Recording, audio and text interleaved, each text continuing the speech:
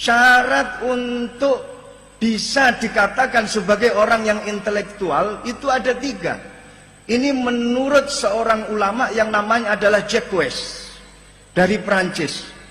Dia mengatakan begini, intellectual person who engage in critical thinking, research and reflection about society. Kula maknani, intellectual person utawi wong kang den arani wong kang pinter.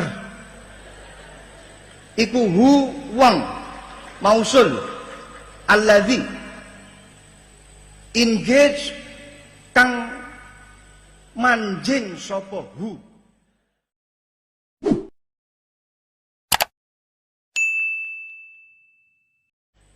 Sering saya katakan di acara workshop ataupun seminar, panjenengan kalau ingin mencari orang yang paling intelektual di dunia ini, mudah. Tempatnya mudah, orangnya juga mudah untuk ditemui. Siapa? Para santri. Loh, mereka ketika awal mendengar kok bisa santri itu disebut sebagai orang yang intelektual, karena santri itu sudah menepati syarat-syarat intelektual. Wa min syurutil intelektual salasah. Syarat untuk bisa dikatakan sebagai orang yang intelektual itu ada 3. Ini menurut seorang ulama yang namanya adalah Jacques West dari Prancis. Dia mengatakan begini, intellectual person who engage in critical thinking, research and reflection about society. Gus Maulana paham betul? Paham ya? Kula maknani, intellectual person utawi wong kang den arani wong kang pinter. Iku wong mausul alladzi engage kang manjing sapa hu. In critical thinking, ing dalem pemikiran kang kritis. Reflection, taukid niki napa namine? Niki sebenarnya atof tapi wawune dibuat. Jadi wawu atof niki mahdzuf. Research and penelitian utawa penemuan utawa pengalaman and reflection about society. Lan mikir-mikir ing dalem sekabehane perkorone umat. 3 syarat ini sudah masuk di dalam santri. 1, santri harus memiliki pemikiran yang kritis. Santri itu Masya Allah, makhluknya Allah yang paling kritis itu adalah santri.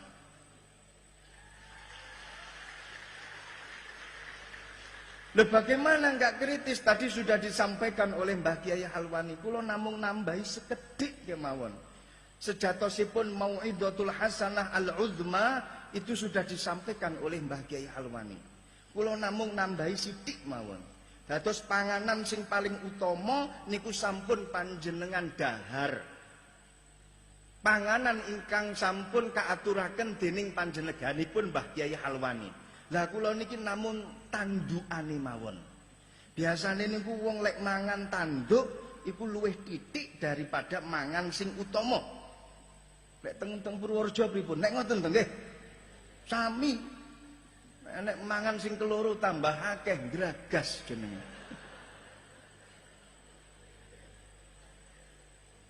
Jadi santri tadi sudah disampaikan oleh beliau, wujud-wujud daripada santri ini dari penilaian yang sangat objektif, Dawes Dekker dan lain sebagainya.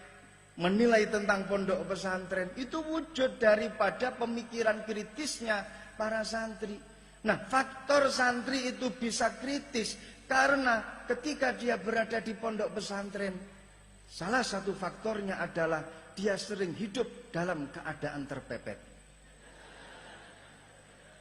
Niki salah satu faktor orang itu bisa kritis. Jenengan tingali tenggone cabang ilmu psikologi. Orang ketika terpepet maka akan muncul pikiran-pikiran kritisnya. Dan itu semuanya di bawah alam sadar mereka. Loh, santri itu karena sering terpepet, akhirnya dia terbiasa dengan pemikiran-pemikiran yang kritis. Contoh kecil. Sering terlambat kiriman dari orang tua. Leres napa mboten? Baru saja dikirim oleh orang tua 500.000 per bulan. 1 bulan 500.000.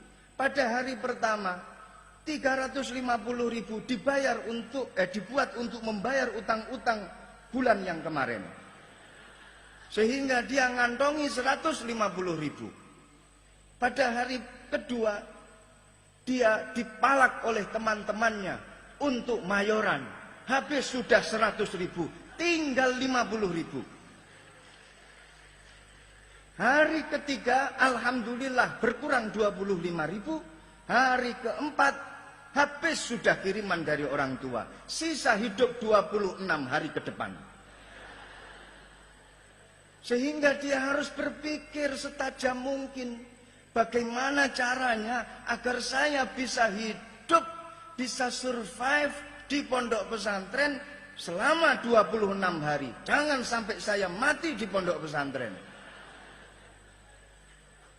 Lu selama 26 hari itu akhirnya mereka berpikir, daripada mati, sebaiknya saya harus melakukan hal-hal yang bisa membuat saya hidup.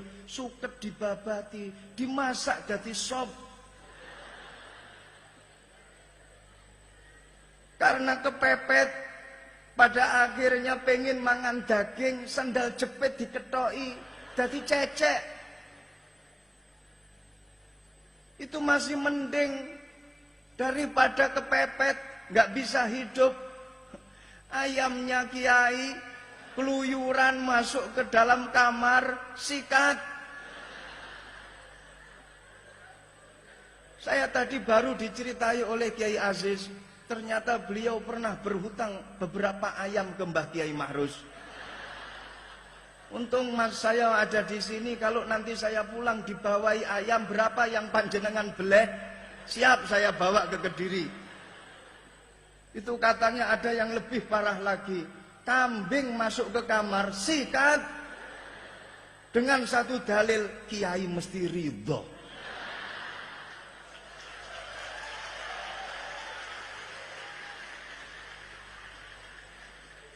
Loh, ini pemikiran kritis ini muncul di sini. Bukan permasalahan ayam itu kecil, bukan permasalahan kambing itu kecil. Malah terbiasa kalau waktunya pohon mangga berbuah, gayanya disenggol dul.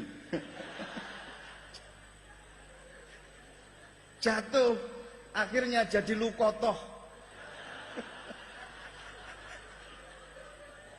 Bukan masalah mangganya, tapi bagaimana dia bisa berelah, bisa merubah hukum syarikoh menjadi lukotoh. Ini kalau nggak benar-benar ulama nggak mungkin gitu loh. Subhanallah. Ya Allah. Saya dulu pernah berusaha untuk ya sedikit-sedikit lah beramal untuk mencari nafkah, menghidupi istri dan juga anak-anak dengan membuat 3 kolam lele. Alhamdulillah, kolam lele saya banyak. Biasanya pada bulan ke-6 sudah panen. Saya tanya kepada teman-teman sing saya pasrai untuk ngingu ikan lele, ayo waktu ini panen. Dijawab, masih kecil-kecil Gus. Masa udah 6 bulan saya cilik wae? Enggak, saya diambilkan contohnya sampling lele-lele itu. Iya masih kecil. Kemudian 1 tahun berikutnya, ayo sudah 6 bulan. Dulu yang 6 bulan yang lalu kecil, pasti sekarang sudah besar. Terus kecil. Masa iya samplingnya mana? Diambil masih kecil. Ternyata yang besar-besar sudah habis duluan. Masya Allah. Suatu ketika itu pernah di pondok pesantren saya itu ada SMK, jurusan komputer multimedia. Niku nate para rawuh, para kiai, Masya Allah, kula tak curhat nggih, nelongso kula sedaya. Tapi nggih pripun malih, saya tak curhat saja, bukan mauidhatul hasanah. Ini adalah tempat curhat saya.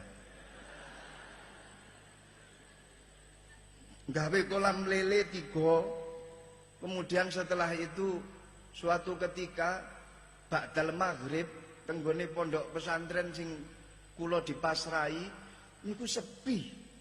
Santri-santri seakan enggak ada. Akhirnya kula kan bertanya-tanya dalam hati.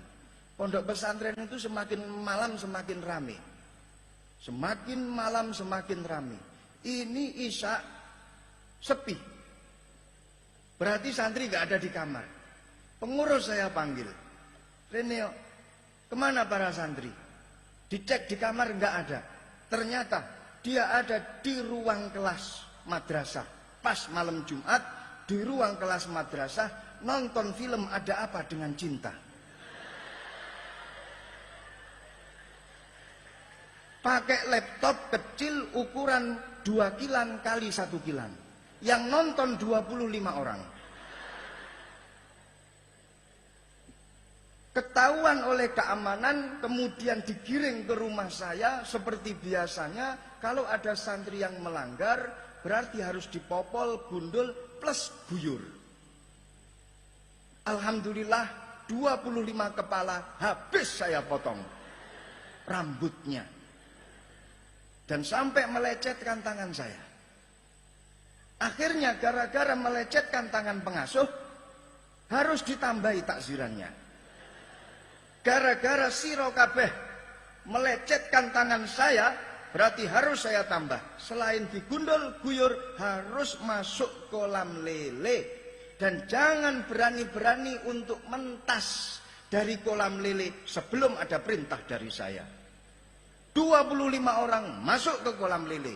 Saya masuk ke dalam rumah, kecapean, saya ketiduran.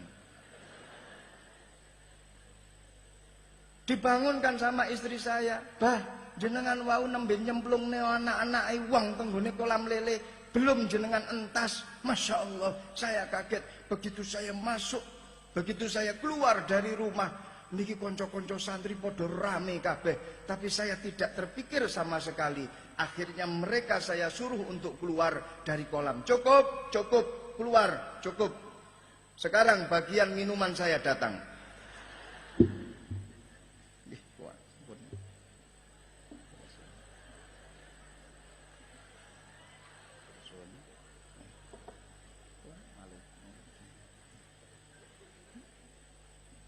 Pun saya suruh keluar.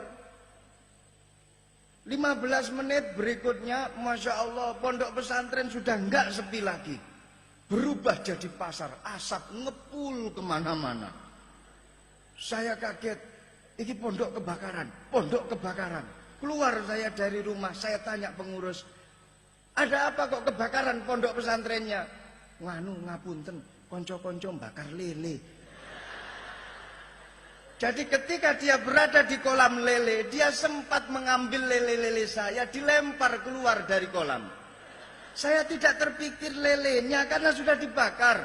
Tapi yang saya pikirkan adalah, Masya Allah, begitu hebatnya santri.